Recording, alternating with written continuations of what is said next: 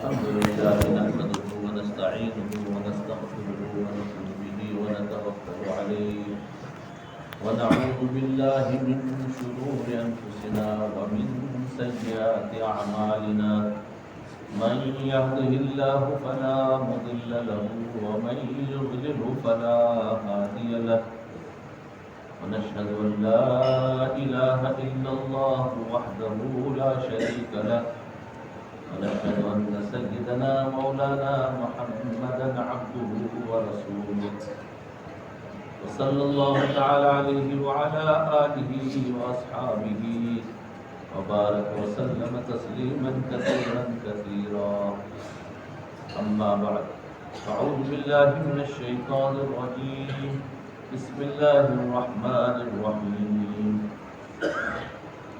قل اللهم مالك الملك تؤتي الملك من تشاء وتنزع الملك ممن تشاء وتعز من تشاء وتذل من تشاء بيدك الخير إنك على كل شيء قدير. وقال النبي صلى الله عليه وسلم من أحب لله وأبغض لله وأعطى لله ومنع لله فقد استكمل الإيمان أو كما قال عليه الصلاة والسلام.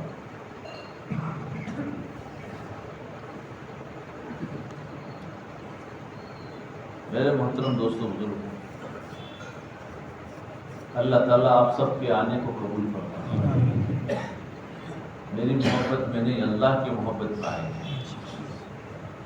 ایک اللہ کا لفظ لیا گیا تھا تو اللہ کی محبت میں اللہ کی بات کو سننے کے لیے اللہ کے گھر میں آئے تھے. تو جس اللہ سے محبت ہے وہ اللہ ہمیں انعام بھی دیتا ہے. ہر اپنے گھر میں آنے والے کو اللہ خالی ہاتھ نہیں بھیجتا ہے بلکہ کچھ نہ کچھ دیتا ہے. وہ انعام ہدایت کا ہے، دلوں کی تبدیلی کا ہے، اللہ دے گا.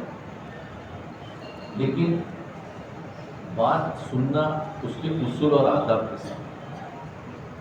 سب سے پہلے تو بات جو سن رہے ہیں اپنی اصلاح کی نیت سے سنیں، معلومات کو بڑھانے کے لیے نہیں.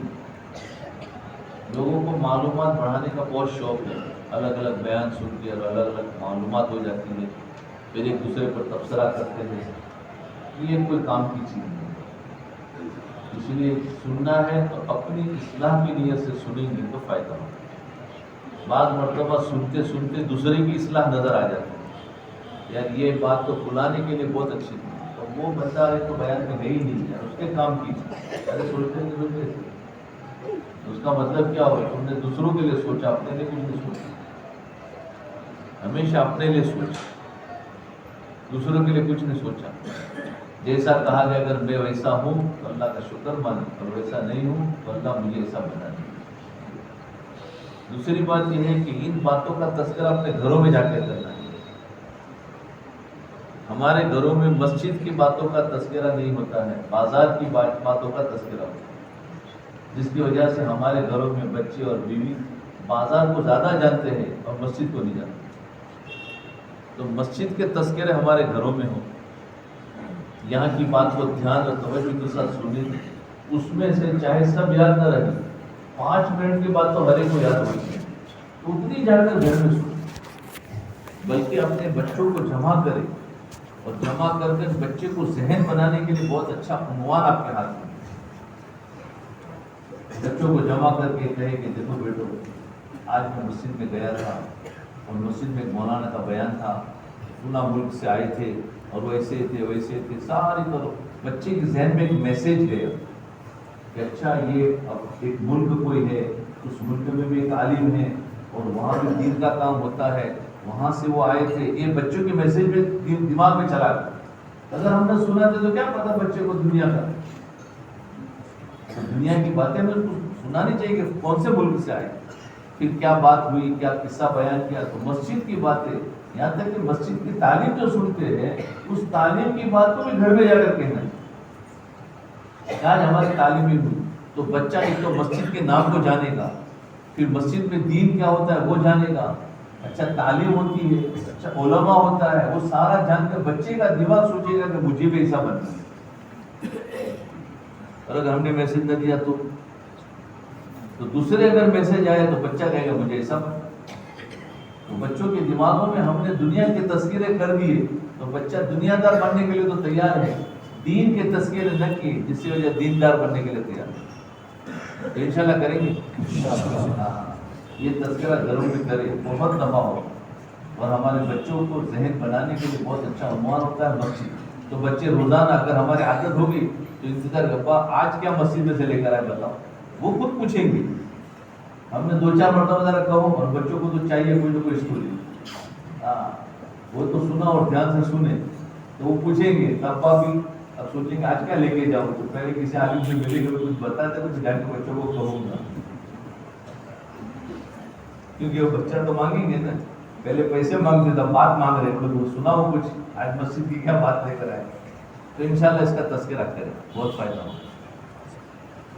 تو دوستو بزرگ، اس قرآن کی آیت کے اندر اللہ تعالیٰ فرما رہے ہیں کہ جو کچھ بھی ہمارے پاس ہے نا، یاد رکھو یہ ہمارا کچھ نہیں ہے، مالک الملک اللہ ہے، سارے ملکوں کا مالک، ساری دنیا کا مالک، سارے عالموں کا مالک، زمین اور آسمان کا مالک، تمام جنات اور انسانوں کا مالک اللہ ہے۔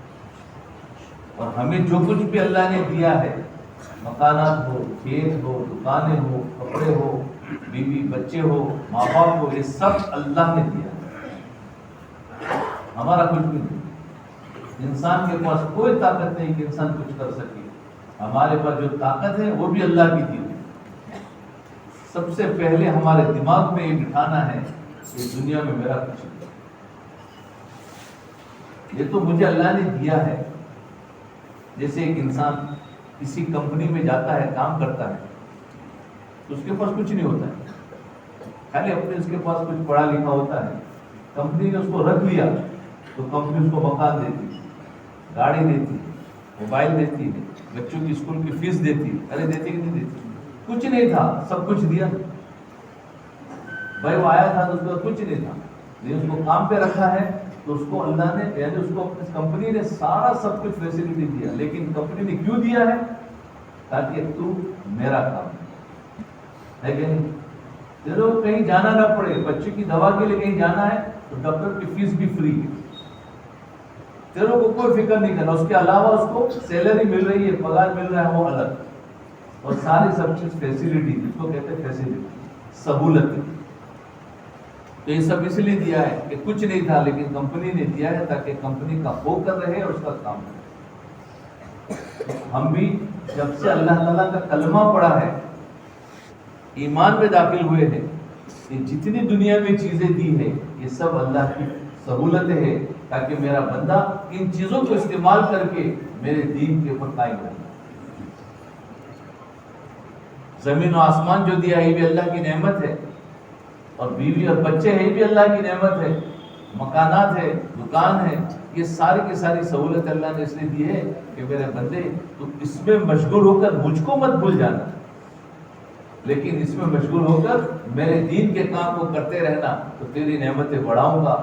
اگر یہ جو کمپنی میں کام کرنے والا، اس کو جو نعمتیں دی ہے وہ گاڑی میں باہر گھومتا رہے اور کمپنی میں نہ جائے تو کمپنی والا کیا کرے گا؟ بس کی گاڑی چھین لو، ہمارا کام تو کرتا نہیں، مکان میں باہر کے مہمانوں کو ٹھہرا کر باتیں کرتا ہے، کمپنی میں ٹائم نہیں دیتا، تو اس کا مکان بھی چھین لو، تو اب وہ کمپنی اس کی ایک ایک چیز چھین لے گی، کیوں کہ میرے کام کا رہا نہیں، میں نے اس کو نعمتیں دی تھی، میرا تو کام نہیں کر رہا ہے، اس کی نعمتیں چھین لی جاتی ہے۔ اللہ تعالیٰ بھی فرماتے ہیں میرے بندے میں نے تجھے سب سہولت اس لیے دی تھی تاکہ تو میرے دین کے کام کے اندر 100 ہو کر کام کرتا رہے، لیکن تو کہیں دکان میں لگ گیا، کہیں مکانات میں لگ گیا، کہیں کسی اور سے دوستی کر لی اور میرے کام کو چھوڑ دیا، مجھے ہی بھول گئے۔ یاد رکھے جتنی چیزیں ہماری ہے یہ اللہ کی دی ہے، ہمارا ہر وقت دھیان ہو، اور جو چیز اللہ دیتا ہے وہ اللہ جب چاہے لے سکتا۔ آج اگر میرے پاس ایک قلم ہے، میں ان کو دے دوں اور 2 مہینے کے بعد میں نے کہا میرا قلم لاؤ، اب یہ شکایت شروع کر دے ارے یار میرا قلم لے گیا، میرے پاس تھا، تو بتاؤ یہ ان کی شکایت غلط ہے، کیونکہ جس کا تھا اس نے لیا ہے، کوئی چوری تو کی نہیں ہے، لیکن غم کیوں ہو رہا ہے کہ 2 مہینہ ان کے پاس رہا، اس کی وجہ سے ایک محبت ہو گئی تھی، اب وہ لے لیا گیا، اس میں غم ہو رہا ہے۔ آج بھی جتنی چیزیں اللہ نے نعمتیں دی ہے ہم اس کے عادی ہو چکے ہیں، لیکن جب اس میں سے وہ نعمت اللہ چھین لیتے ہیں ہمیں غم ہوتا ہے، تو یہ غم جو ہوتا ہے یہ طبعی غم ہے کہ اس چیز سے انسان عادی ہو چکا تھا، اب وہ چیز اللہ نے چھین لی ہے، تو شکایت نہیں کرنی چاہیے، لیکن اللہ کے ساتھ توبہ استغفار کرنا چاہیے کہ اللہ میرے سے کیا غلطی ہو گئی، آپ نے یہ چیز میرے سے نعمت کر سے شکایت نہیں کرنا چاہیے۔ یہ اللہ کی طرف سے اللہ جس کو چاہتا ہے دیتا ہے، جس سے چاہتا ہے چھینتا ہے۔ دیکھو دنیا کی تاریخ دیکھو، حکومتیں کس کے پاس تھی، چھین کر کس کو دی؟ مسلمانوں کے پاس نہیں حکومت، نہیں تھی، لیکن جب اس کی قدر نہیں ہوئی، اس کی قیمت ادا نہ ہوئی، تو اللہ تعالیٰ ان سے لے کر دوسروں کو اور کو دی۔ تو دنیا میں کسی کے پاس کوئی ملک نہیں ہے، اللہ جس کو چاہتا ہے چھینتا ہے اور جس کو چاہتا ہے دیتا ہے۔ کسی کے بڑا بنانے سے کوئی بڑا بنتا نہیں ہے، اللہ جس کو بڑا بناتا ہے وہ بڑا ہوتا ہے، یاد رکھنا۔ اور جو بڑا خود بخود بنتا ہے زبردستی دوسروں کو گرا کر، تو یاد رکھنا اس کے ساتھ اللہ کی مدد نہیں ہوتی۔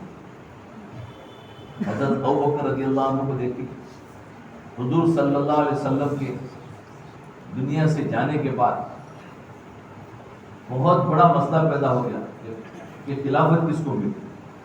ایک طرف مہاجرین کھڑے ہو گئے اور ایک طرف انصار کھڑے ہو گئے، 2 گروپ تھے۔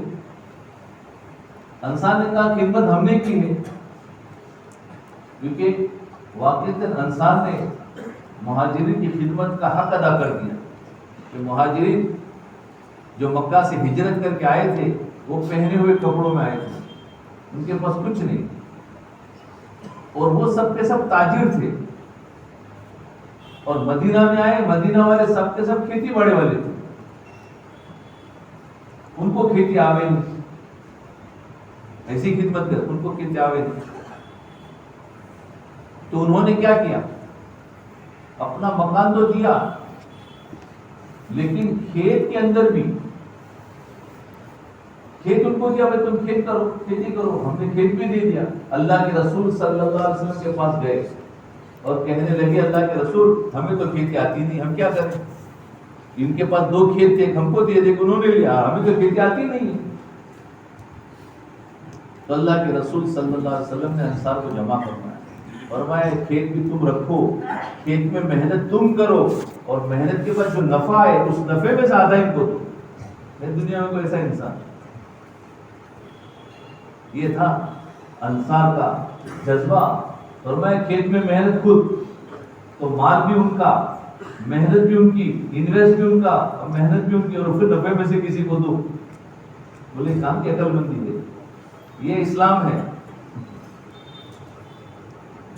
تو وہ تو پورا وہی کرتے تھے۔ اچھا انصار کا اتنا بڑا جذبہ تھا کہ چلو جو محنت ملی تو اس میں سے اگر تھوڑا بھی دے دیتے تو بھی کام بن جاتا تھا۔ مہاجرین قبول کر لیتے تھے کہ بولے ہم نے تو محنت کچھ کی نہیں ہے، محنت تو انہوں نے کی ہے، اور ان کو تھوڑا بھی دے ہمارا تو کام بن جاتا ہے۔ لیکن انصار کا جذبہ عجیب تھا۔ محنت کے اس زمانے میں کھجور تھا، تو کھجور میں ایک فرسٹ کوالٹی ہوتی ہے، ایک سیکنڈ کوالٹی ہوتا ہے۔ آج بھی ہر پروڈکٹ میں 2 کوالٹیاں ہوتی ہے، تو اگر آدھا آدھا چاہتے تو سیکنڈ کوالٹی مہاجرین کو دے دیتے اور فرسٹ کوالٹی خود بھی رکھ سکتے تھے، لیکن نہیں، اللہ کے رسول نے فرما دیا نفع آدھا آدھا کرنا ہے۔ تو وہ یعنی انصار یہ سمجھتے تھے کہ ہم اگر ان کو دینے جائیں گے تو ہمیشہ یہ لوگ سیکنڈ کوالٹی ہی لیں گے، کیونکہ وہ سمجھتے ہم نے تو محنت کی نہیں۔ تو انصار کیا کرتے تھے، کھجور کے 2 ڈھیر لگاتے، ایک ڈھیر کے اندر اچھی کھجوریں بھر دیتے، اوپر سے تھوڑی سی رتی ڈال دیتے، سمجھے، اور ایک میں اندر پوری سیکنڈ کوالٹی کی بھر دیتے تھے اور اوپر سے فرسٹ کوالٹی تھوڑی ڈال دیتے۔ اب ان سے کہتے تھے اس میں سے پسند کرو، دو ڈھیر ہے، آدھا آپ کا آدھا میرا. اب ظاہر بات ہے مہاجر سمجھتے تھے کہ یار ہم نے تو کوئی محنت نہیں کی، ہمیں تو ویسے مل رہا ہے، تو رتی کھجور جو ہوتی تھی وہ لے لیتے. حالانکہ اس میں فرسٹ کوالٹی بھری تھی، کیونکہ وہ جانتے تھے ایسے دیں گے تو لیں گے نہیں، اس لیے ان کو اس بہانے سے دیتے. وہ لینے کے لیے تیار نہیں اور دینے کے لیے تیار. یہ ہے اسلام. اگر یہ چیز زندہ ہو جائے تو دنیا میں اپنا امان قائم ہو جائے. آج تو پارٹنرشپ میں بھی کتنے جھگڑے ہیں. وہ کہتے ہیں میں تھوڑا میں کھینچوں، وہ کہتا ہے میں کھینچوں. یہاں ہے کہ کچھ بھی نہیں ہے انویسٹ، اور پھر بھی نفع، اور نفے میں بھی زیادہ ان کو دے رہے، زیادہ دے گے. اور بعض جگہ میں آتا ہے کہ ایک جگہ پر تو کھجور وہ پتے ڈال دیتے نیچے اور اوپر تھوڑی کھجور ڈال دیتے اور ڈھیر بڑا بنا دیتے، اور ایک ڈھیر چھوٹا بنا دیتے جس میں کھجور زیادہ ہوتی اور اس میں کھجور کم ہوتی لیکن دکھتا تھا بڑا. اور مہاجر سے کہتے تھے بولے دونوں میں سے کوئی پسند کر لو. وہ چھوٹا سا ڈھیر لے لیتے تھے اور اس میں کھجور زیادہ ہوتی تھی، اور اس بڑے میں پتے بھرے ہوئے اور اوپر سے خالی ڈال دی تھی، وہ دکھتا کچھ نہیں، وہ لیتے تھے. یہ تھا انصار اور مہاجرین کا.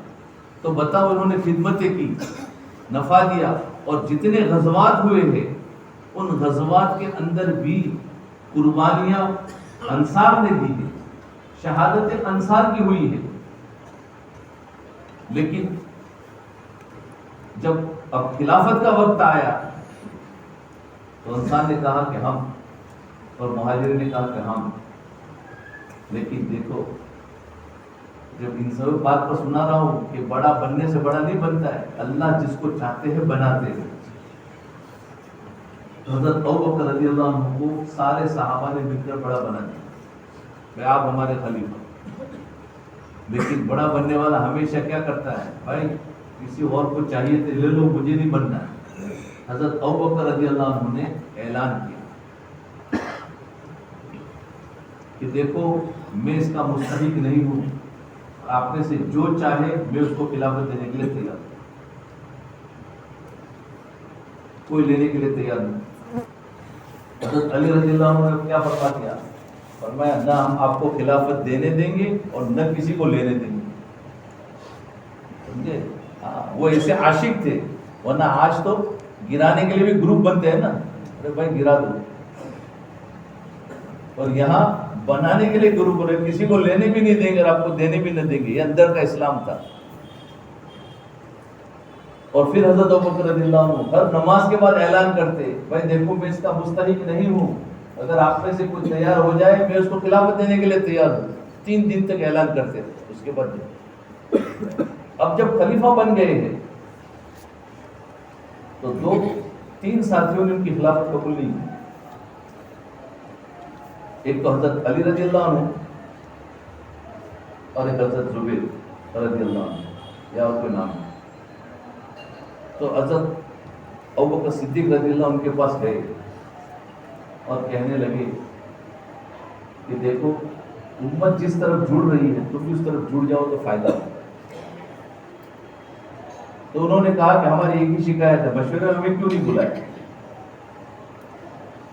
جب ہوا تو سفر میں تھے اور خلیفہ طے ہو گیا تو مخالفت کر دی. بولے آپ نے ہم مشورے میں نہیں. آج کل ہوتا ہے مشورے میں کسی کو نہ بلایا تو انسان ہٹ جاتا ہے کام سے. بھائی اتنا کچا کام ہے کہ مشورے نے بولے تو ہٹ گئے. ارے ہمیں تو اتنے یقین کے ساتھ کرنا ہے، ہمیں کوئی بلائے نہ بلائے بلکہ ہمیں بھگایا جائے گا تو بھی ہم تو بیٹھیں گے کہ اللہ کا کام ہے، ہمیں اللہ کے لیے بیٹھنا ہے. تمہارے بھگانے سے ہم تھوڑی بھاگنے والے ہیں. اس کو کہتے ہیں سچا یقین والا جو کام کرے گا اس کو تو بھگانے سے بھی نہیں بھاگے گا. آج تو کسی کو خالی رائے نہ پوچھیں گے تو بھاگ جاتا ہے. وہ تو آپس میں کر لیتے ہیں، ہمیں تو پوچھتے ہی نہیں ہے. تو یہ تو سب نفسانیت ہے، اس سے کام نہیں ہوتا ہے. بلکہ کام کرنے میں یہ دل ہو کہ مجھے اگر یہاں سے بھگایا بھی جائے گا تو میں بھاگوں گا نہیں اور میں بیٹھوں گا اور جم کے کام کروں گا، چاہے مجھے رائے نہ دی جائے، نہ پوچھا جائے، نہ مجھے کام دیا جائے، مجھے تو عالمی کام کے اجر ملتا. تو حضرت ابوبکر رضی اللہ عنہ کا تو انہوں نے کہا کہ ٹھیک ہے بھائی آپ حاضر نہیں تھے. خیر انہوں نے ان کی خلافت قبول کی. اور ایک خالد بن اموی تھی رضی اللہ عنہ، یہ صحابی تھے. انہوں نے حضرت ابوبکر اب پوری امت میں سے اس وقت میں یہ ایک صحابی تھے جو الگ تھے انہوں نے قبول نہیں کیا. اس میں اصول ہے کہ اپنے مخالفین کو بھی تو مخالف مت سمجھنا بلکہ ان سے بھی دوستی کرتے رہنا. یہ مخالفین سے کبھی بھی دشمنی نہیں رکھنے کا اصول یہ ہے کہ ان سے بھی دوستی کرو. یہ حضرت ابوبکر رضی اللہ عنہ کی خصوصیت تھی کہ اپنے مخالفین سے دوستی رکھنا. جب دل صاف ہوتا ہے تو انسان ان سے دوستی رکھتا ہے، اور دلوں میں گندی ہوتی ہے تو فرمایا اچھا وہ چلا گیا، مجھے کام کرنے میں ذرا سہولت ملی. ارے ہوتا ہے کہ نہیں ہوتا؟ اس لیے ہر جماعت جو جماعت دے کے گئے ہیں ان کو پتا ہے کہ ہر جماعت میں ایک ساتھی ہوتا ہے جو بڑا تنگ کر دیتا ہے پوری جماعت. ارے کرتا ہے نہیں کرتا؟ میں تو لے کے گیا ہوں، مجھے پتا ہے. اور جو تنگ کرتا ہے اسی سے زیادہ محبت کرتا ہوں. اس کا علاج یہ ہے، اس کا علاج یہ ہے کہ جو تنگ کرے اسے محبت کرو. تو کیا ہوگا؟ نفی نفی اس بات ہو جائے گا. پھر اس کی محبت سے بدل جائے گی، یا تو پھر اللہ اس کو پھینک دے گا. دونوں میں سے ایک بات ہوگی. تو جو آدمی جہاں بھی کام کرتا ہے وہاں ایک دو اس کو تنگ کرنے والے ہوتے ہیں، چاہے وہ مدارس پڑھانے والے، مکاتب پڑھانے والے، جو بھی ان کو ایک دو تنگ کرنے والے ہوتے ہیں، یا امام بھی ہو. تو کیا کرنے کی؟ اسے زیادہ محبت کرنے کی، اس کی تعریف کرنے کی، اسے دشمنی نہیں، اس کی شکایتیں نہیں. یہ اصول ہے. حضرت ابوبکر رضی اللہ عنہ کی ایک شخص، وہ صحابی ہے، حضرت ابوبکر رضی اللہ عنہ کا رویہ کیا ہے؟ فرمایا روزانہ صبح کی نماز پڑھ کر خالد بن عمر کے گھر پہ جاتے اور سلام دعا کر کے پھر اپنے گھر پہ چلے جاتے. 6 مہینے تک کرتے رہے. ایک دن دو دن نہیں، 6 مہینے تک کرتے رہے. ان کے پاس چڑھ. تو ایک دن خالد بن عمر نے پوچھا صحابی نے کہ ابوبکر تم روزانہ میرے گھر پہ آتے ہو، کیا تم چاہتے ہو میں تمہاری خلافت قبول کر لوں؟ کیا میں تمہاری خلافت قبول کر لوں؟ حضرت ابوبکر رضی اللہ عنہ نے کیا جواب دیا؟ فرمایا میں یہ نہیں کہتا میری خلافت قبول کر لے، میں یہ چاہتا ہوں جس طرف ساری امت ہے تو بھی اسی طرف ہو جائے. سبحان اللہ، کیا جواب دیا ہے کہ جس طرف ساری امت، یعنی اجتماعیت میں جڑ جاؤ. افتراق سے اور جدا ہونے سے اللہ کی مدد ہٹ جاتی ہے. فرمایا جو بکری ریوڑ سے ہٹ جاتی ہے اس کو شیر اچک لیتا ہے، اور جو بکریوں کے ساتھ جڑی ہوتی ہے اس کو شیر کی ہمت نہیں ہوتی اس کو کام. ہمیں چاہیے کہ ہم اپنی امت سے جڑ جائے، مسجد والے اعمال کے ساتھ جڑ جائے، اور مسجد والے کام کے ساتھ یعنی دین کے ساتھ ہم جڑ جائیں گے، علماء کے ساتھ. چاہے خرابیاں تو ہر ایک میں ہوتی ہیں، لیکن ہمیں خرابی کو نہیں دیکھنا کہ ہماری اجتماعیت کو پیدا کرنا. اجتماعیت سے فائدہ ہوتا ہے. حضرت ابوبکر رضی اللہ عنہ نے یہاں پر ان کو منوا لیا، اور پھر انہوں نے کہا کہ ابوبکر ابھی میں تنہائی میں آپ کی خلافت نہیں مانوں گا، بلکہ میں نے سب کے سامنے مخالفت کی ہے تو اب سب کے سامنے مانوں گا. تو مسجد میں آئے، سب کو جمع کیا، اور سب کے سامنے انہوں نے حضرت ابوبکر رضی اللہ عنہ کی خلافت کو مانا. اس کے بعد اطمینان سے بیٹھے. تو فرمایا اپنے مخالفین کی کبھی بھی بے عزت ان کو ہلکا نہ سمجھنا. ان کے ساتھ میں اتنا اکرام کرو، اتنا اکرام کرو کہ وہ بھی اس کام کے اندر جڑ جائے. یہ ہے کام کا طریقہ. لیکن ہم اگر اندر سے کام میں ہی گڑبڑ والے ہوتے ہیں تو کوئی ہمارا اگر ستانے والا جاتا ہے تو بولے اچھا ہو. یاد رکھنا، کیوں کہ ہمیں ٹوک ٹوک کرتا تھا، بولے چلا گیا، اس کو بلانے کی ضرورت ہی نہیں. ہمارا تو ہر ایک ہمارا جوڑ کا کام. دوسرا حضرت ابوبکر رضی اللہ عنہ میں ایمان تھا. حضرت عمر رضی اللہ عنہ کا ایمان، حضرت ابوبکر رضی اللہ عنہ کے ایمان میں 19 بیس کا فرق ہے. دونوں کامل درجے کے ہیں لیکن تھوڑا سا فرق ہے. یقین کتنا کامل تھا کہ جب حضور صلی اللہ علیہ وسلم کے بعد جب خلیفہ تو بن گئے، اب مخالفین اسلام کے بہت سارے مرتد بن گئے، اور مسیلمہ بن کذاب 1 لاکھ کی فوج لے کر ختم کرنے کے لیے آیا. اسلام کو ختم کر دے، مسلمانوں کو ختم کر دے. اللہ تعالیٰ نے جو نقشہ دین کا اللہ کے رسول صلی اللہ علیہ وسلم کی حاضری میں بنایا تھا، آپ کے دنیا سے جانے کے بعد پورا نقشہ اللہ نے توڑ دیا. یہ اللہ کرنے والے ہیں کہ اللہ ہر چیز کا مالک ہے، کہ میں دین کے نقشوں کو بنانے والا بھی میں ہوں، توڑنے والا بھی میں ہوں. پھر اس توڑ کو جوڑ سے، جب تمہاری قربانی اس درجے تک پہنچے گی میں اس توڑ کو پھر جوڑ سے بدل دوں گا، لیکن تمہارا یقین خراب ہو جائے گا، اس کی وجہ سے جڑا ہے، اس کی وجہ سے بنا ہے، تو میں توڑ دیتا ہوں۔ تو نبی علیہ الصلوۃ والسلام کی زندگی کا بنا ہوا پورا نقشہ ٹوٹ کے ختم ہو گیا۔ حیران ہو گئے، بولے اب کیا ہوگا؟ تو اللہ تعالیٰ نے حضرت ابوبکر رضی اللہ عنہ کو کھڑا کیا اس نقشے کو جوڑنے کے لیے۔ پھر کتنے تو مرتد ہو گئے، کتنے اسلام سے ہٹنے لگے، یا زکوٰۃ نہیں دیں گے، کوئی کیا دیں گے، عملی طور پر ارتداد پھیل گئے۔ تو حضرت ابوبکر رضی اللہ عنہ نے کہا کہ نہیں، میں مقابلہ کروں۔ اب باہر سے لشکر آ رہا ہے مدینہ پر حملہ کرنے کے لیے، تو عقل کیا کہتی ہے؟ عقل کہتی ہے کہ مدینہ کے اندر لوگ جمع ہو جائیں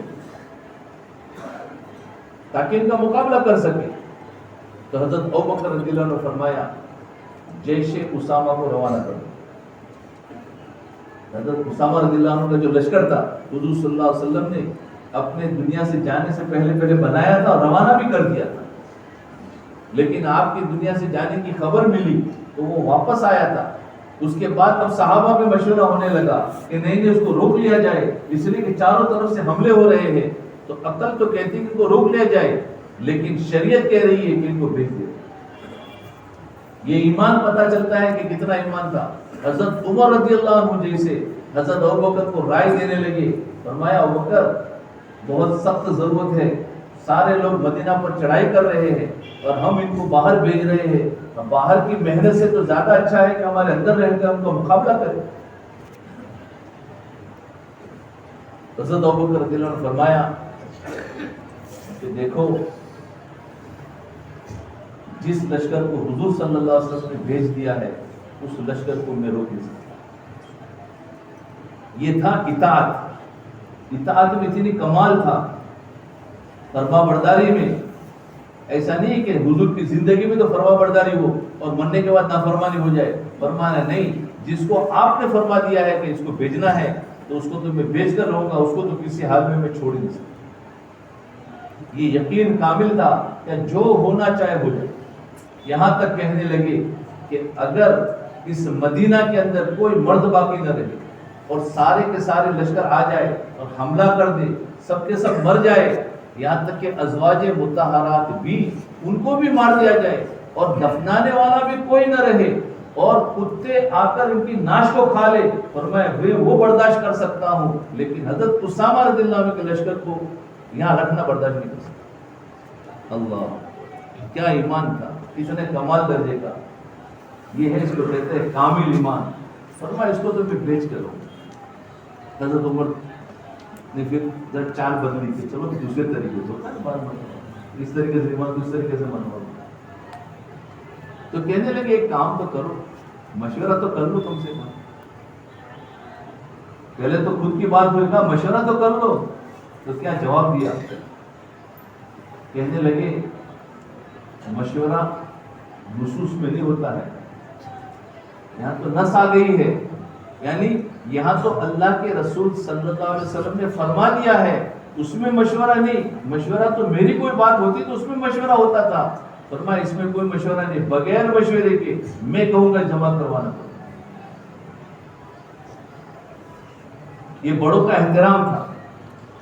آج بڑوں نے ایک بات طے کر دی ہو، ہم چھوٹے بدل دیں، ہم چھوٹے بدل دیں، کیا حالات میں نہیں، بڑوں نے بات طے کر لی ہے، فرمایا اس پر جمنا ہے، اس میں اللہ کی مدد ہے، چاہے حالات کتنے ہی بگڑ گئے ہو، بڑے اگر حیات ہے تو ان سے پوچھ لیا جائے، اور اگر نہیں ہے تو ان کے جو بڑے ہو ان سے پوچھ کر بدلا جائے، لیکن چھوٹے بیٹھ کر بدل دوں گے تو کام نفس پرست ہو جائے گا اور اس میں سے جان نکل جائے گی، جب کام مردہ ہوگا تو فتنے پیدا ہوں گے۔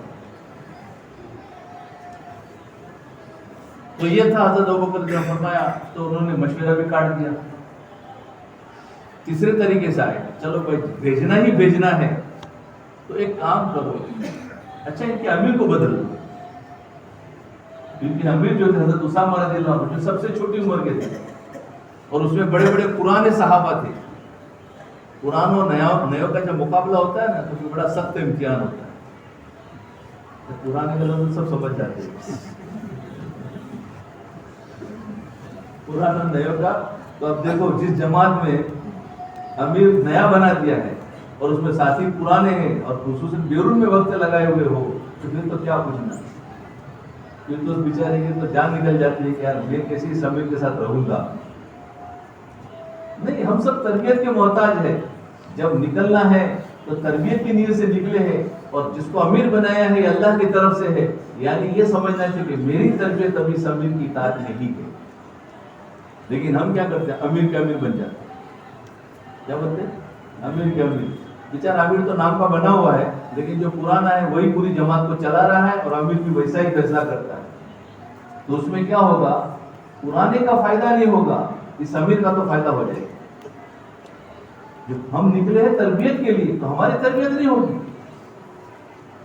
ہمیشہ بات ماننا چاہیے. ایک مرتبہ حضرت عمرو بن عاص رضی اللہ عنہ ایک لشکر بھیجا جس میں حضرت ابوبکر، حضرت عمر رضی اللہ عنہ بھی تھے. اب یہ پرانے، عمرو بن عاص نئے ہیں. اور لشکر ایک جگہ پر گیا، اور وہاں پر جانے کے بعد عمرو بن عاص نے فرما دیا آج کوئی بھی آگ نہیں جلائے گا میدان کے اندر، کیونکہ آگ جلانے سے دشمنوں کو پتہ چل جاتا کہ کتنے لوگ تھے. وہ آگ سے اندازہ لگا لیتے تھے. اس زمانے کا ایسی ہی خبر تھی لوگوں کو انداز لگانے کا. فرمایا آج کوئی بھی آگ نہیں جلائے گا. حضرت عمر رضی اللہ عنہ کو غصہ آیا. یہ کون ہوتے ہیں آگ کو بند کرنے والے؟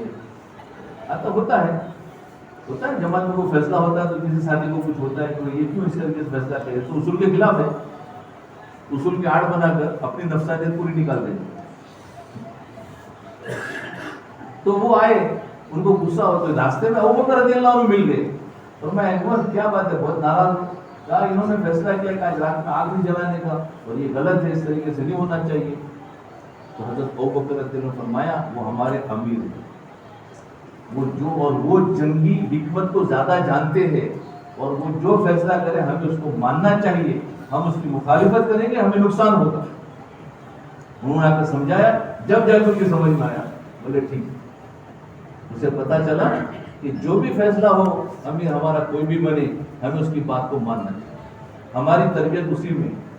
تو یہاں حضرت اسامہ رضی اللہ عنہ کے لشکر میں ان کی 19 سال کی عمر تھی، اور اس میں حضرت عمر رضی اللہ عنہ بھی شامل تھے.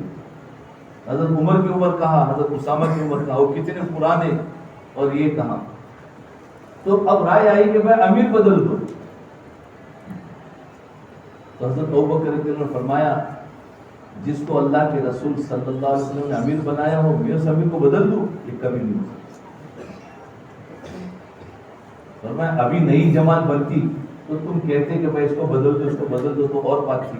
لیکن جس کو اللہ کے رسول یعنی بڑوں کی اطاعت اتنی زبردست تھی کہ فرمایا اس کے اندر کچھ نہیں، کسی کی نہیں سنی. بڑوں کی باتوں میں مشورہ نہیں ہوتا ہے.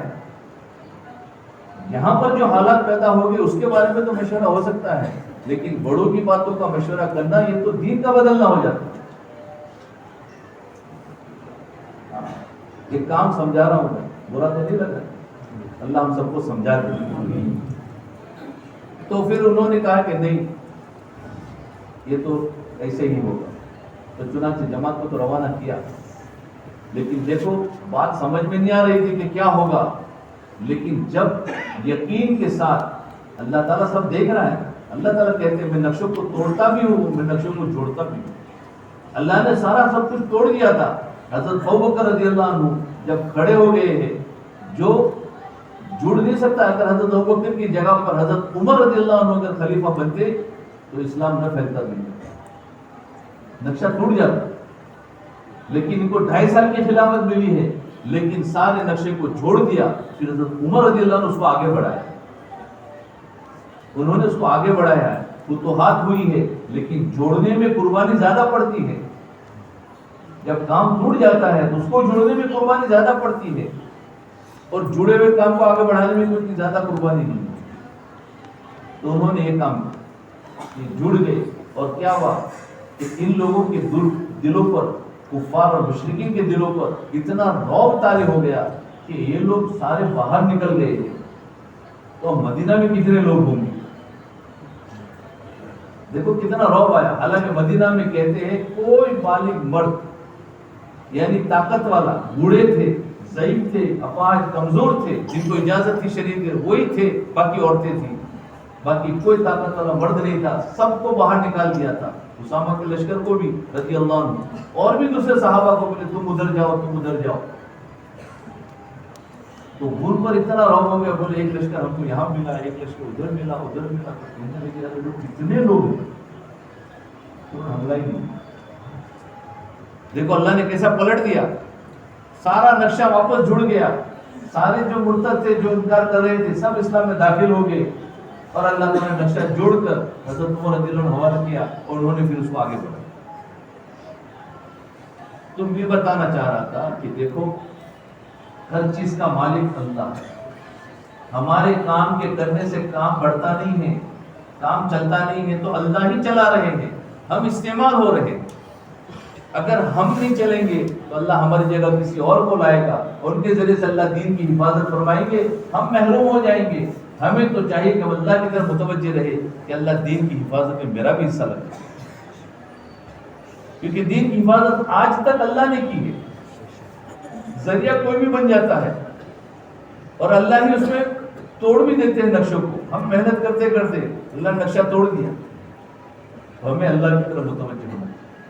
تو ایک تو یہ نیت کریں کہ ہمارے پاس جو کچھ بھی ہے یہ ہمارا نہیں، اللہ جب چاہے دے دے.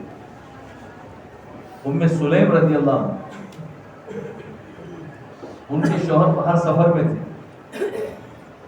جب باہر سفر سے آئے تو پوچھا، بیٹا بیمار تھا اور بچے کا کیا حال ہے؟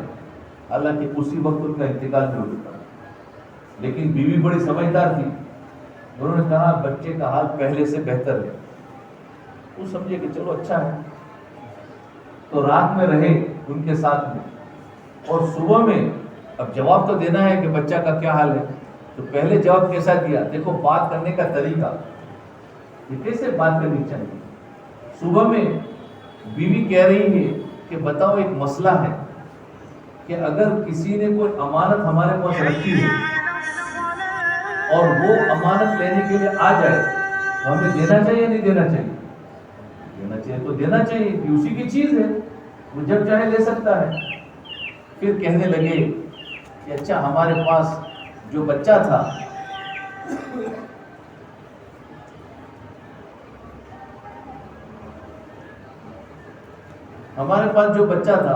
وہ اللہ تعالیٰ کی امانت تھی، اور اللہ تعالیٰ نے اس کو لے لیا ہے. تو ان کا غم بھی ہلکا ہو گیا، کیونکہ پہلے سے ذہن بنایا تھا کہ امانت ہے، اور بچے کو امانت کے طور پر پیش کیا، تو کوئی رونا اور دھونا نہیں ہو. حالانکہ ایک عورت ہے، وہ بچے کے انتقال پر کیا رو سکتی ہے، لیکن اسے تو زیادہ تسلی دی. دین میں شور مچانا نہیں ہے، بلکہ اللہ کی طرف متوجہ ہو کر صبر سے کام لینا. تو دیکھو کس طریقے سے انہوں نے جواب دیا. اب وہ بچہ تھا، امانت تھا. ہمارے بھی کسی نہ کسی کی موت ہو جاتی ہے، بچوں کی ہو یا بوڑھوں کی ہو، یہ امانت ہے. جب تک ہے اسے فائدہ حاصل کر لو، جب چلا جائے تبھی غم ہوگا. لیکن اللہ پر چھوڑ دے کہ اللہ کی کوئی حکمت اس میں ہے جس وجہ انہوں نے لیا. ہمیں اس کے غم کے اندر اپنے آپ کو بیمار نہیں کرنا ہے، یہ کئی شریعت میں اجازت نہیں. یہ غم کے اندر اپنے آپ کو بیمار کرنا، یہ امانت ہے. تو دوستو بزرگوں، ایک تو دوسری بات یہ ہے کہ دیکھو اللہ ہر وقت ہمیں دیکھ رہا ہے. ہم یہاں بیٹھے ہیں، اللہ ہمیں دیکھ رہا ہے.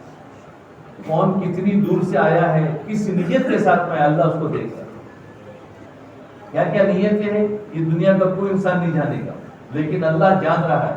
ہماری نیتوں پر ہمارے فیصلے ہوں گے کہ تم کس نیت سے گئے. اگر جس کی نیت خالص ہوتی ہے تو اللہ تعالیٰ اس کو اتنا اجر دیتے ہیں، جس کی نیتوں میں مکس ہوتا ہے اللہ اس کو اس حساب سے دیتے ہیں. تو اللہ ہمارے جسموں کو بھی دیکھ رہا ہے، ہماری نیتوں کو بھی دیکھ رہا ہے. اس پر ایک قصہ ہے. محمود غزنوی رحمت اللہ علیہ، جو یہاں کے بادشاہ گزرے ہیں، اور انہوں نے بہت فتوحات ہندوستان میں حاصل کی ہیں. ان کی عادت تھی کہ راتوں میں اپنا بیس بدل کر جایا کرتے تھے. اپنا ڈریس بدل کر، جو شاہانہ لباس ہوتا تھا وہ نکال دیتے تھے، عام لباس میں جاتے تھے، لوگوں کی خبر گیری رکھتے تھے. اور یہ دین میں سے حضرت عمر رضی اللہ عنہ کی سنت ہے کہ حضرت عمر رضی اللہ عنہ راتوں میں گشت کرتے. ہم تو دن میں گشت کرتے، اور اندھیری راتوں میں گشت کرتے. किसी नहीं ऐसे डच करते कि कोई जरूरतमंद हो उसकी जरूरत पूरा कर। एक मरतबा गए तो कहीं बच्चों के रोने की आवाज आ रही थी, उस खेमे में चले गए, पूछा क्यों ये बच्चे रो रहे हैं? कहने लगे बच्चे भूखे हैं और आग पर कुछ चढ़ा रखा था पानी, तो कहा फिर इस देग में क्या पकड़ा है बर्तन में? कहने लगे इसमें सिर्फ पानी है, बच्चों को बहलाने के लिए कि भाई खाना बन रहा है, उसके बाद जब बन जाएगा आपको खिला देंगे तो बच्चे इस बहाने से सो जाए, वरना हमारे पास खाने को कुछ नहीं। तो हजरत उमर रज़ियल्लाहु अन्हु ने फौरन वहां से निकले। देखो रात में निकले तो पता चला एक मजबूर आदमी है, बाहर निकले और घर से खाना वगैरह लेकर आए और पकाया और पका कर उनको खिलाया। खिलाने के बाद वो कहने लगे कि अभी आप क्यों बैठे? मैं इन बच्चों को मैंने रोते हुए देखा था, अब इनको हंसते हुए भी देखा। फिर वो शख्स कहने लगा बच्चों का बाप कि आप ही है अमीरुल मोमिनीन बनाने के लायक, आप जैसों को अमीरुल मोमिनीन बनना चाहिए। देखो तो उन्होंने क्या जवाब दिया? ये नहीं कहा हाँ मैं ही हूँ। वो जवाब देने का देखो अपना नहीं कहा कि तुम अगर उधर आओगे तो मुझे भी वहां पाओगे, तुम उधर आओगे तो मुझे भी वहां पाओगे। ये नहीं कहा कि मैं अमीरुल मोमिनीन हूँ, छुपाया अपने आप को, अपने अमलों को छुपाना चाहिए। और अगर कोई पहचान ले तो शुक्र अदा करते हुए अपना इजहार भी किया। याद रखे अपनी बड़ाई नहीं, वरना अंदर बड़ाई आ जाएगी तो नफ्स आएगा, फिर वो दुनिया बन जाएगी। हज़रत अमीरुल मोमिनीन तो इसी तरीके से अमीर ये महमूद जो गजनवी है वो भी रात में निकाला था। एक मरतबा बाहर निकले और 4 चोर बैठे हुए थे और बैठकर वो मशवरा कर रहे थे चोरी का भी मशवरा होता है, पब्लिक का मशवरा होता नहीं, दुनिया का हर काम मशवरे से होता है, उसके नाम अलग अलग दिए जाते। तो वो ये भी बादशाह उनके पास चला गया। उनके पास जाने के बाद उन लोगों ने पूछा कि तुम कौन हो? उससे पूछा तो उन्होंने कहा मैं भी तुम में का एक आदमी हूँ। वो समझेगा चलो ये भी चोर है, तो रातों में कौन आएगा, चोरी तो आएगा, बैठ जाओ हमारे साथ में मिलकर काम करेंगे, सब जोड़ के साथ काम करेंगे। तो बिठा दिया उसको। अब कहने लगे कि अच्छा बताओ काम भी तकसीम कर दिया जाए ना, मशवरे से खिदमत किसकी है, बयान किसका, सब काम तकसीम होता है, इनका भी काम तकसीम हुआ। बोले किसका काम है? तो एक आदमी ने कहा कि मुझे खुशबू आती है माल की, मेरे नाक के अंदर वो ताकत है कि मैं माल की खुशबू पहचान लेता हूँ कि किसके पास माल है, तो मैं माल का पता बता सकता हूँ, इतना मेरा काम है, मेरे पास ये काम है। चलो माल का तो पता ही बताएंगे। दूसरे ने कहा कि मेरे पास पंजे में वो ताकत है कि कैसी भी दीवार मजबूत में वो माल महफूज हो, मेरे पंजे एक मार दूं तो दीवार टूट गई। उसने कहा मेरे पंजे में ताकत है, मुक्के में ताकत है, तो माल को निकाल सकते। तीसरे ने कहा कि रात की नहीं, जो कुत्ता जो भौंकता है ना, भू भू करता है, तो फिर मैं कुत्ते की आवाज को पहचानता हूँ। तीसरे ने कहा कि मैं कुत्ते की आवाज को पहचानता हूँ, फिर क्या बोलता है, कितने आदमियों का काम हुआ, कितने बाकी रहेंगे, पिछले वाले पता नहीं आवाज आती नहीं अभी बात। तो ध्यान से सुनिए, तो 2 का काम बाकी रहा। तो कहा, तीसरे ने पूछा कि तुम क्या करोगे? तो तीसरे ने कहा मैं जिसको अंधेरी रात में देख लूं, रात तो अंधेरी तो सकता हूँ, मैं उसको दिन के उजाले में पहचान लेता। बहुत अच्छा। अब रह गया कौन? बादशाह था। उससे पूछा तुम क्या काम करोगे? उसने कहा कि अगर चोरों को फांसी की सजा हो जाए तो मेरी गर्दन हिल जाए, सबकी छुट्टी हो जाए। उन्होंने कहा ये आदमी बड़ा काम का है, तो सजा भी मिल गई तो छूट जाएगी, चलो इसको भी संभालो। हो गया मशवरा। अब कहने लगे बताओ कहाँ जाना है? तो वो जो माल की खुशबू पहचानता था उसने कहा बादशाह के महल में खजाना है। बादशाह के महल में खजाना है। अब बताओ बादशाह किधर है भाई? उनके साथ में है और वो बादशाह सुन रहा है लेकिन अभी चुप है। اور ابھی کچھ بولنے جیسا ہے ہی نہیں, ابھی تو کرنے تو کیا کرتے تھے, دیکھتا تو رہوں, ویسے ہی دیکھنا چاہتے تھے لیکن کیا کرتے عمر. تو کہا بادشاہ کے محل میں قضا کر, چلو اس کی طرف. تو راستے میں جا رہے تھے تو کتا بھونک رہا تھا. یہ کتے ہیں نا آپ کے محلے میں, پہچانتے آواز کیا بولتا ہے؟ تو وہ کتا بھونک رہا تھا. بولے کیا؟ تو جو کتے کی آواز پہچاننے والا تھا وہ کہہ رہا تھا کہ کتا کہہ رہا ہے بادشاہ تمہارے ساتھ میں. کتا کہہ رہا ہے بادشاہ تمہارے ساتھ میں. کہنے لگے یار تو عجیب بات کرتا ہے, رات کے اندھیری میں بادشاہ کہاں, ادھر تو اپنے محل میں سویا ہوا ہوگا, اور یہاں کرے بادشاہ تمہارے ساتھ میں ہے. تو خیر وہ نشہ تھا مال کا, اور نشے میں بات سمجھ میں نہیں آتی. نشے میں انسان کو بات سمجھ نہیں آتی. شراب کا نشہ تو کچھ گھنٹوں میں اتر جاتا ہے, لیکن مال کا اور عہدوں کا اور ڈگری کا نشہ جو ہے وہ موت کے بعد اترتا ہے.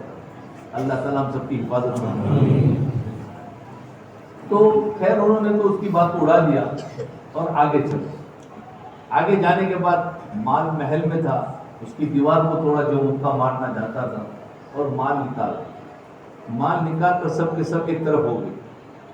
جا رہے تھے, بولے چلو اپنا کام ہو گیا, اب جا کے آپ لوگ تقسیم کر لیں گے رات میں صبح میں. تو جب تھوڑی دور چلے گئے تو بادشاہ اس کے درمیان میں سے چپکے سے نکل کر محل میں آ کے سو گئے. تو تھوڑی دور جانے کے بعد وہ لوگ کہنے لگے کہ ہمارا 5واں بندہ کدھر گیا, ہم لوگ 4 ہیں, 5ویں کو ڈھونڈنا چاہیے. اب وہ تھکے ہوئے تھے, انہوں نے سوچا کہ سو جاؤ, صبح میں ڈھونڈیں گے. تو سو گئے, بادشاہ یہاں کر سو گئے. جب صبح بادشاہ اٹھا تو اس نے اپنے عملے کو خبر دیا نگران کو, فرمایا جاؤ محل کے اندر چوری ہوئی. تو سارے دیکھنے آئے تو واقعتاً جو نگرانی کرنے والے تھے کہ ہاں بادشاہ سلامت چوری ہوئی. فرمایا جاؤ کھلا جگہ پر, بادشاہ وہ چور سوئے ہوئے ہوں گے, مال بھی ہوگا, ان لوگوں کو لے کر آؤ, پھانسی پر لٹکا. نہیں تو برابر وہ سو رہے تھے, ان کو اٹھایا, ان کے مال کو لیا اور مجرمانہ ان کو پکڑ کر لے کر آئے اور پھانسی پر لگایا ہوا ہے. پھانسی کھینچنا بولے لگا, اور وہ کیا کہتے ہیں ان کی بات کو خالی سنیں. اب پھانسی کو لگانے کے بعد وہ کہنے لگے یار ہم لوگ آ تو گئے ادھر, 5واں بندہ ڈھونڈنا ہے, اب کہاں ڈھونڈنے جائیں گے. تو وہ اب تھوڑی سی عقل آئی, وہ دماغ ٹھنڈا ہوا. وہ جو کہہ رہا تھا رات کے اندھیرے میں, نہیں وہ جو کتا بھونک رہا تھا نا, کہنے لگا کہ ہاں یہ کہتا ہے بادشاہ. تو بولا ہمیں بادشاہ کو دیکھنا ہے, کیونکہ ابھی 2 آدمی کا کام باقی ہے نا. اس کا کس کا؟ ہاں اندھیرے میں دیکھ لے, اندھیرے میں تو اس کو دن میں پہچان رکھنا ہے, اور ایک بادشاہ کا کام باقی ہے. تو اس نے کہا کہ بادشاہ سلامت, نہیں اس سے درباریوں سے کہا کہ ہمیں بادشاہ سلامت کو دیکھنا ہے, جو چاہے آپ سلام آپ ہمیں سزا دیں. انہوں نے کہا ٹھیک ہے. بادشاہ کو خبر پہنچائی کہ بادشاہ سلامت یہ آپ کو دیکھنا چاہتے تھے. ٹھیک ہے. جب گئے سامنے تو بادشاہ جب سامنے آیا, جو اندھیری رات میں دیکھتا تھا, دن کی اجالے میں پہچان لیتا تھا, اس نے کہا ارے 5واں تو اپنے ساتھ میں تھا. پورے ڈھونڈنے کی ضرورت مل گئی آپ لوگ 5واں, لیکن ابھی بادشاہ اپنی تخت و تاج کے ساتھ میں ہے, اپنے شاہانہ لباس کے ساتھ میں, اور یہ سارے مجرم ہیں.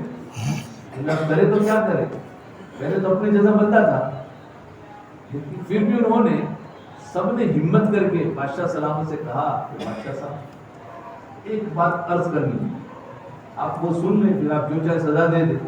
میں نے کہا ٹھیک ہے بتاؤ کیا بات ہے. کہنے لگے ہم سب نے اپنا کام دکھا دیا, کہ آپ کا کام باقی ہے. تو بادشاہ کو ہنسی آ گئی, کیونکہ وہ تو جانتا تھا نا. بولے جاؤ تم سب کی چھٹی, سب کو چھوڑ دیا. اس قصے کے پیچھے ایک نصیحت ہے, وہ نصیحت دیکھو, ہمیں اس پر تو تعجب ہو رہا تھا کہ لوگ چوری کر رہے ہیں اور ان کے ساتھ میں بادشاہ ہے, لیکن ہمیں اس پر تعجب نہیں ہو رہا ہے کہ ہم سب کے سب چور ہیں. ہم سب چور ہیں. کیسے چوری ہے؟ چور کیسے ہے کہ اللہ کے حکموں کو توڑنا یہ چوری ہے.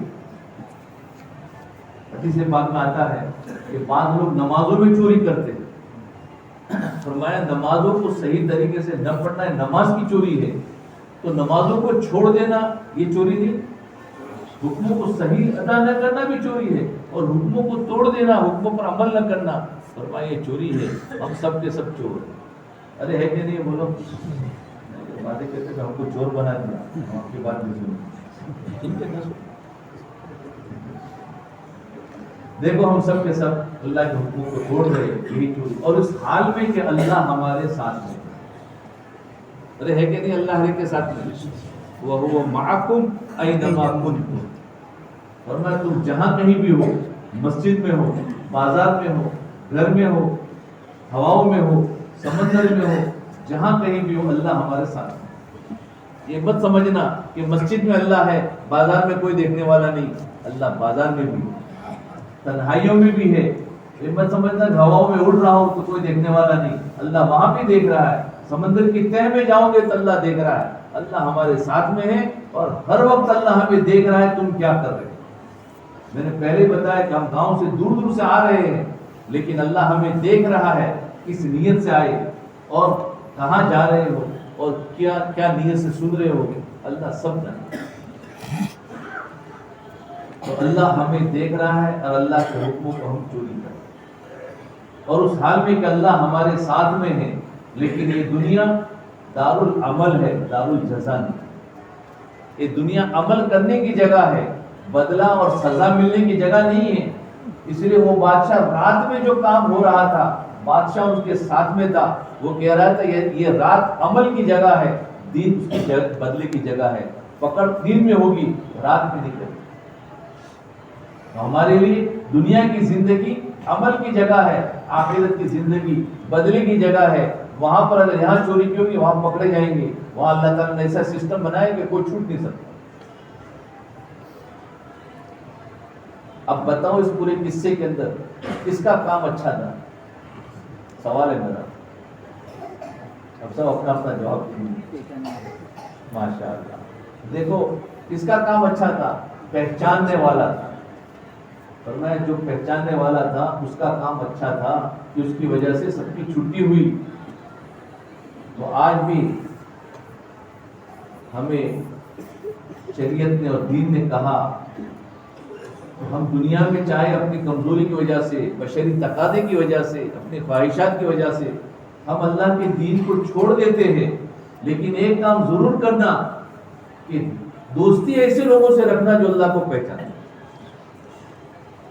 کونوا مع الصادقین, ہے کہ نہیں؟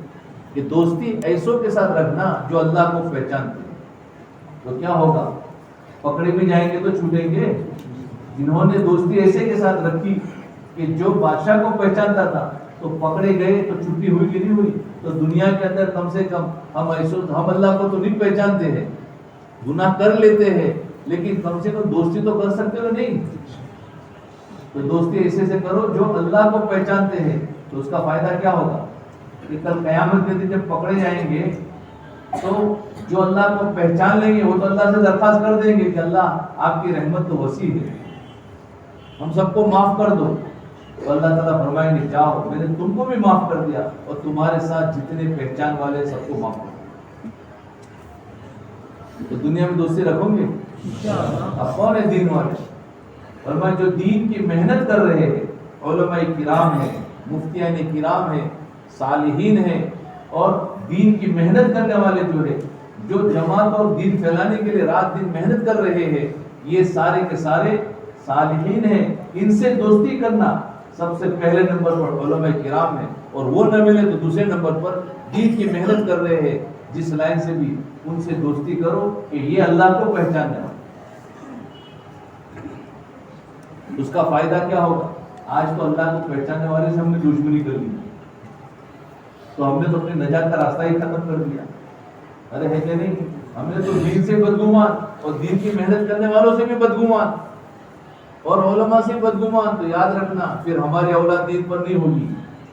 اگر ہم چاہتے ہیں کہ میری اولاد دین پر آئے تو ہمیں چاہیے کہ پہلے دین کی محنت کرنے والوں سے محبت پیدا ہو.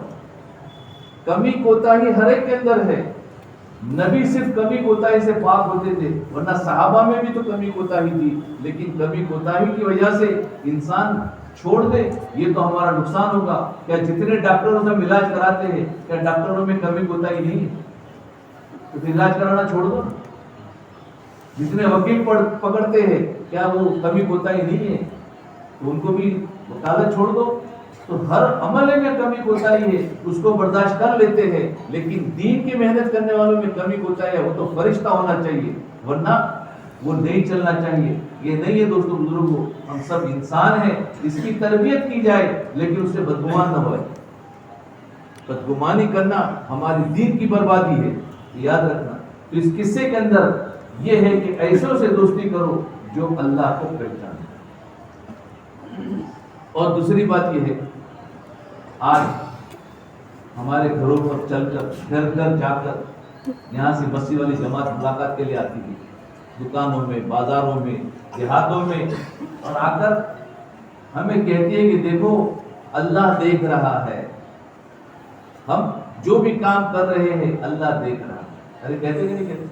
ہم تشکیل کرتے ہیں اللہ کے دین پر آ جاؤ، ہم سب کچھ کرتے ہیں اللہ دیکھ رہا ہے، لیکن نشہ ایسا سوار ہے کہ ہم کہتے ہیں ہاں یار ان کا تو کام ہی آتے رہتے ہیں، ان کا تو کام ہی آتے رہتے. نہیں دوستو، جب تک یہ ہمارے گھروں پر آتے رہیں گے مسجد سے لوگ، یہ ہماری خیر باقی رہے گی.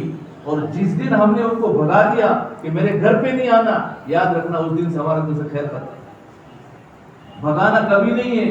ہم اپنی کوتاہی کی وجہ سے چاہے دین کی محنت نہ کر سکے، لیکن آنے والوں کو ضرور بات سنیں، ان کے ساتھ بیٹھے اور دھیان سے ان سے بات سنیں، لیکن ان کو دلوں میں لانا کہ یار یہ کیوں آتے ہمارے پاس. اگر اللہ نے بند کر دیا تو یاد رکھنا پھر ہمارے سمجھ لو کہ اللہ تعالیٰ کی طرف سے پکڑ شروع ہو. دیکھو موسیٰ علیہ السلام فرعون کے پاس جاتے رہے، فرعون کی ہدایت کا راستہ تھا، لیکن جس دن فرعون کی ہلاکت اللہ نے لکھی تھی، موسیٰ علیہ السلام کو کہہ دیا کہ بس اب تم نکل جاؤ، اب فرعون کے پاس نہیں جانا، اب اس کے پاس نہیں جانا ہے. تو ہمارے گھر پہ جو آ رہے ہیں وہ نہیں آ رہے، اللہ بھیج رہا ہے. اور جو دور بھی ہو گئے آنا بند کر دیا وہ بھی اللہ نے بند کر دیا. سب کچھ اللہ کر رہا ہے. اللہم مالک الملک تؤتی الملک من تشاء وتنزع الملک ممن تشاء. اللہ جس کو چاہتے ہیں عزت دیتے ہیں، اللہ جس کو چاہتے ہیں ذلت دیتے ہیں، اللہ جس کو چاہتے ہیں سرداری دیتے ہیں، اللہ جس کو چاہتے ہیں نیچے اتارتے ہیں. یہ اللہ ہی کے ہاتھ میں ہے. اس لیے ہمیں چاہیے، بس اب بات میں ختم ہی کر رہا ہوں، اس قصے کو سنانا تھا کہ ہم اس بات کا دھیان رکھیں کہ جو بھی دینی محنت کرنے والے مسجد سے ہمارے گھروں تک تشکیل کرنے آتے ہیں، ہم اس کو کبھی بھی برا نہ مانیں. یہ سلسلہ اللہ کی طرف سے اگر رہے گا تو ہماری بھی ہدایت اور ہم دین پر قائم رہیں گے. لیکن اگر یہ سلسلہ بند ہو گیا اور انہوں نے چھوڑ دیا تو سمجھو اب اللہ کی طرف سے پکڑ شروع. جیسے فرعون کی پکڑ ہوئی تو اللہ تعالیٰ نے موسیٰ علیہ السلام کو بھگا دیا، تو فرعون کیا سمجھا؟ فرعون سمجھا کہ موسیٰ اب تھک گیا، نعوذ باللہ، اور کہا کہ اب میرے پاس آنا بند کر دیا، لاؤ اب میں پورا لشکر لے کر جاؤں اور اس کو پکڑ کر اس کو مار دوں. تو جب وہ گیا پیچھے تو کیا ہوا؟ اس کی بربادی ہوئی کہ نہیں ہوئی؟ ہاں، ہم بھی سمجھتے یار ابھی تبلیغ والوں نے آنا بند کر دیا ہے، ابھی سکون سے رہوں گا. سکون سے نہیں، اب بے چینی زیادہ بڑھے گی. پہلے سکون تھا کہ کوئی نہ کوئی ہمیں ٹوک رہا تھا، لیکن اب ٹوکنے والے بنو. اس لیے جب تک کوئی ہمیں اپنی غلطیوں پر، کبھی مفتیان کرام آئیں گے کیا کہ بھائی دیکھو یہ غلط ہے، یہ شادی بیاہوں میں یہ رواج نہیں ہونا چاہیے، ان کی باتوں کو سننا چاہیے کہ نہیں یہ بات سچ کہہ رہے ہیں، تو کچھ نہ کچھ ہمیں کمی کرنا چاہیے. موت میت پر جو رواج چل رہے ہیں اس میں مفتیان کرام بتائیں گے کہ بھائی شریعت یہ ہے اور اس طریقے سے کرنا چاہیے. تو ان کی باتوں پر عمل کرتے رہیں گے تو ہمیں نفع ہوگا. اور اگر عمل کرنا چھوڑ دیا اور علماء نے بتانا چھوڑ دیا تو ہماری ہلاکت کا دروازہ کھل جائے گا. اس پر بہت سارے قصے لیکن بھی وقت ختم ہو رہا ہے. تو دوستو بزرگوں، بس مجھے اتنی ہی بات کہنی تھی. تو یہ دھیان میں رکھیں کہ اپنے دماغ کے اندر کہ ہمارا کچھ بھی نہیں دیا، جو کچھ بھی دیا ہوا ہے اللہ کا ہے. اور ہمیشہ یاد رکھیں کہ یقین کے ساتھ چلنا ہے، جو کچھ بھی ہو رہا ہے اللہ کی طرف سے ہو رہا ہے. کوئی ہمیں تکلیف نہیں پہنچاتا، اللہ کی طرف سے تکلیف ہوتی ہے. کوئی ہمیں راحت نہیں پہنچاتا، اللہ کی طرف سے راحت لکھی ہوئی آتی ہے. اللہ تعالیٰ ہمیں عمل کی توفیق عطا فرمائے اور انشاءاللہ دین کی محنت میں بھی لگے رہے، علماء کرام سے پوچھ کر اپنے کاروبار کرتے رہے.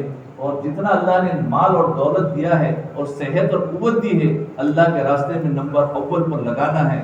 اس میں اس کی اہمیت کو گھٹانا نہیں ہے. یار اس کام سے کچھ نہیں ہوتا ہے، کام ابھی بھی نبی کا ہے. کام کرنے والوں میں غلطی ہو سکتی ہے کام جو صحیح نیت سے لے کے چلے گا اس کو نفع ہی نفع ہوگا. کام کرنے والوں میں غلطیاں ہوتی ہے، ان کی غلطی کو ایک طرف کر کے ہم اپنا صحیح کام طریقے سے کریں گے، انشاءاللہ نفع ہوگا. تھوڑی دیر مراقبہ، آنکھوں کو بند کر لے، گردن کو جھکا دے.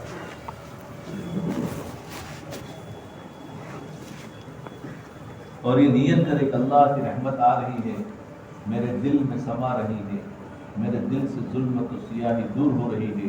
میرا دل کہہ رہا ہے اللہ اللہ اللہ. اپنے دل کی طرف جھانکے اور اپنی اصلی تصویر کو دیکھنا.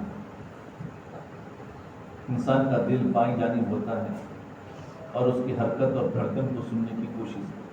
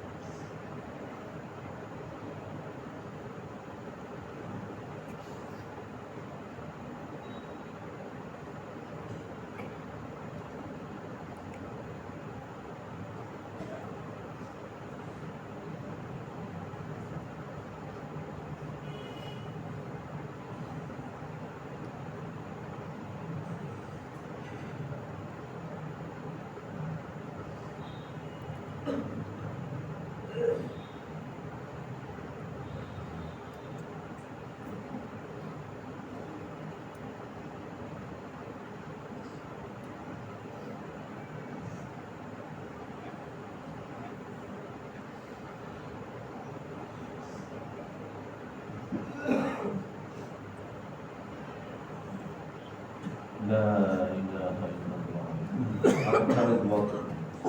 اللهم صل على سيدنا محمد وعلى آل سيدنا محمد وبارك وسلم. يا الله ہمارے گناہوں کو معاف فرما. معاف فرما. یا اللہ اتنا بڑا مجمع آیا ہوا ہے، یا اللہ آپ کی محبت میں آیا ہوا ہے.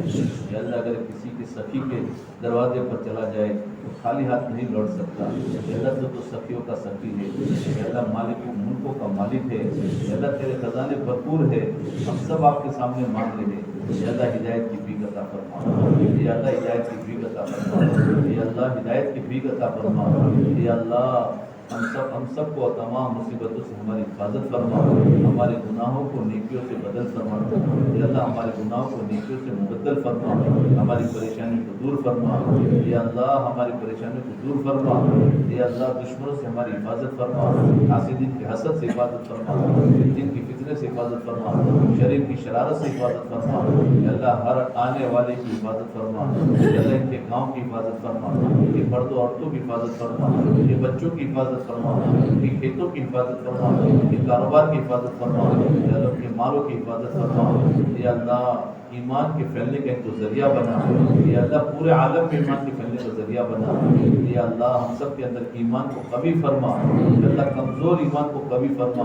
کمزور ایمان کو لے کر آئے ہیں، آپ کے گھر میں بیٹھے ہیں. یا اللہ ہم چاہ رہے ہیں ہمارے ایمان کو قوی بنا دے.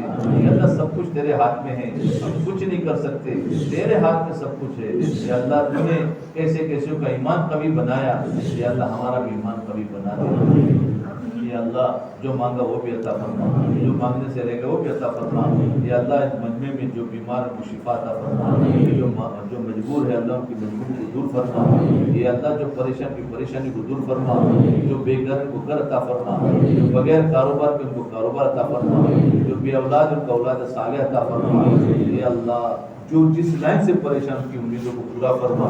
یا اللہ اس مجمع میں بہت سارے لوگ اپنے دلوں میں کچھ امیدیں لیے ہوئے ہیں، جو کہنا چاہتے تھے نہیں کہہ سکے. یا اللہ ان کی تمام امیدوں کو پورا فرما، اس میں عافیت عطا فرما. یا اللہ ہم سب کو برکت والی زندگی عطا فرما. ہماری عمر میں برکت عطا فرما. یا اللہ ہمارے کاروبار میں برکت عطا فرما.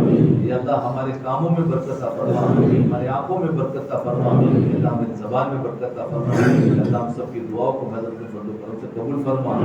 یا اللہ آج کی مجلس کا جتنا اجر و ثواب ہے اس تمام کے مرحومین جو ہے یا اللہ ان سب کو اس کا اجر عطا فرما، ان کی قبر کو نور سے بھر دے یا اللہ، ان کے جنت الفردوس میں داخلہ عطا فرما یا اللہ، اور پورے عالم میں جہاں جہاں بھی ایمان والے دنیا سے چلے گئے اس کا اجر ہم سب کو عطا فرما یا اللہ، ہم سب کو اپنی رضا نصیب فرما یا اللہ، اپنے رضا والے کاموں میں ہماری یا اللہ ہمیں موت تک قائم فرما یا اللہ، مر کر مرنے یا اللہ جل کر مرنے سے حفاظت فرما، ڈٹ کر مرنے سے حفاظت فرما یا اللہ، ایکسیڈنٹ کی موت سے حفاظت فرما، گر کر مرنے سے حفاظت فرما، ہسپتال کی موت سے حفاظت فرما یا اللہ، بغیر کلمے والی موت سے حفاظت فرما، سخت پیاس اور بھوک کی حالت میں مرنے سے حفاظت فرما یا اللہ، ایمان والی موت نصیب فرما، رضا والی موت نصیب فرما یا اللہ، ہم سب کی دعاؤں کو مدد کے فضل و کرم سے قبول فرما۔